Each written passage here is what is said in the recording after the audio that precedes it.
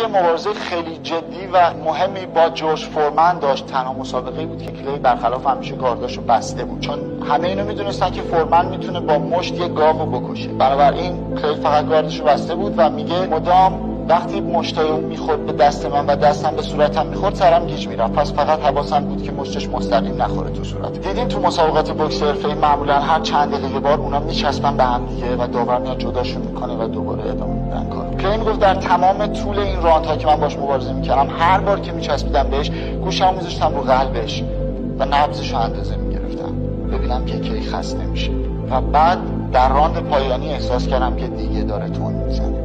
در تمام طول اون مسابقه فقط یک بار از گاردش خارج شد، فقط یک مشت به اون آدم غول پیکر زد و مسابقه رو برد. من یاد گرفتم که بعضی وقتا یه چیزایی هست که شما ازشون بدتون میاد، مثل مشت خوردن برای کلی، اما شما صبر میکنید، حوصله میکنید و تمرکزتون رو از دست نمیدید و نبوغتون رو به کار میگیرید برای اینکه در مهمترین لحظه بهترین ضربه ممکن رو بزنید.